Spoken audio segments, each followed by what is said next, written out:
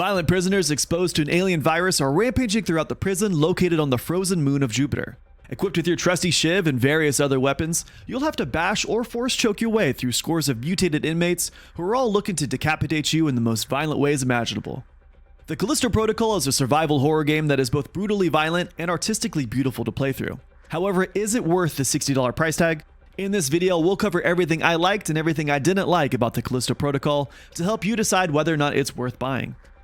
Developed by Striking Distance Studios and directed by Glenn Schofield, the co-creator of the Dead Space series, the Callisto Protocol is based 300 years in the future, where you play as Jacob Lee, voiced by Josh Duhamel, an ill-fated cargo pilot who finds himself falsely thrown into prison after crash landing while delivering supplies to Black Iron Prison, which is located on Callisto. While imprisoned, a deadly virus outbreak has begun to transform the inmates and guards into monstrous creatures, and the prison is thrown into utter chaos. While trying to escape, Jacob partners up with the person responsible for the ship's crash landing, Danny Nakamura, who's played by Karen Fukuhara from Amazon's The Boys. Now the two slowly uncover the truth behind the outbreak and the dark, disturbing secrets that lie underneath the surface of the frigid moon of Callisto. Having just been released on December 1st, the Callisto Protocol had a very rocky start. PC players experienced horrific stuttering and a dramatic drop in FPS, which landed the game in hot water almost immediately after being released. However, after tinkering with a few settings and an update to help with the stuttering, the game ran relatively smoothly. The cutscenes and loading zones all flowed really well, which made for an immersive gameplay. I also really liked the melee combat in the game. The fighting flowed really well and it felt as if each engagement was choreographed for a movie scene. You could evade a plethora of oncoming attacks while simultaneously counterattacking with your own arsenal.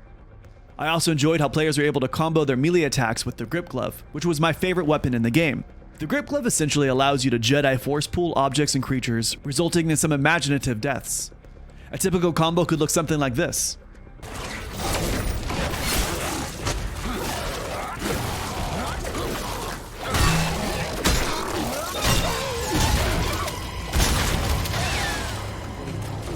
Dude.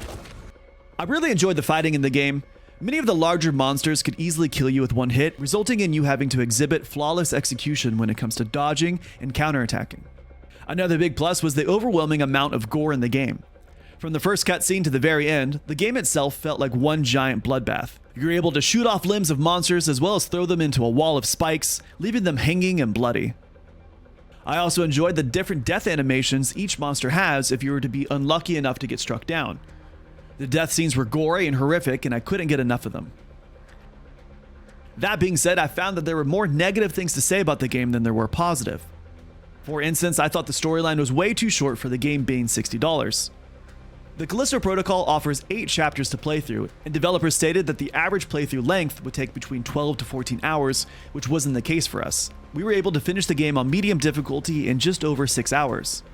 I had a hard time justifying the $60 price tag for only 6 hours of playtime. That being said, developers have stated that players can expect a new Game Plus mode on February 7th, 2023, as part of a free update for all the players. But by then, many gamers will have most likely already beaten the storyline by then and will have moved on to other games. I was also disappointed at how limited the weapon options were. The game highlights 3 main weapons: your stun baton, grip glove, and then depending on what you buy, anywhere from 1 to 4 guns.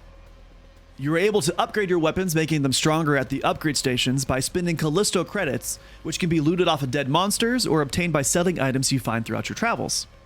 The problem I had with selling looted items was that there was hardly anything to loot. Barely anything was able to be picked up and sold, and resulted in you having to hold out and wait until you came across a loot chest, which more often than not had a tiny monster waiting inside to jump out at you, opposed to actually having items you could use. The lack of loot and minimal weapon choices was a big letdown for me. I wish there were more options to combat monsters with, and I wish there was more stuff to sell in order to upgrade the few weapons I could use. Another negative was the lack of mob varieties you saw throughout your travels of Callisto. You basically fought the same mob varieties at the beginning of the game as you did at the end. There was also a lack of big bosses to fight. There were only 2 instances where the larger monsters got their own cutscenes, and it actually felt like you were fighting a boss. Everything else was just a typical grunt mob. Because you fought the same mobs throughout the entire game, the gameplay started to feel repetitive towards the end. The last 2 cons are more pet peeves I had throughout the game, but are still worth mentioning. The first being that the game didn't provide nearly enough jump scares, resulting in the game being more gory and bloody than it was scary. And lastly, the biggest pet peeve was the aim assist with the blue dots.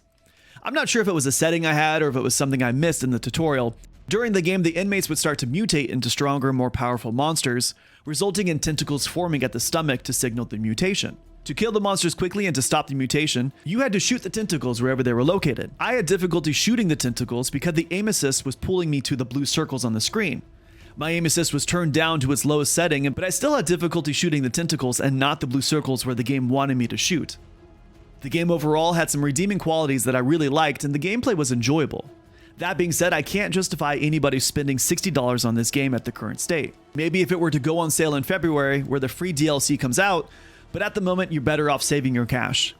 After weighing the pros and cons of the Callisto Protocol, I would have to give it a 3 out of 5 stars. The gameplay was fun, but it got repetitive, and I felt the game was too expensive for what we got. I hope you found this video useful.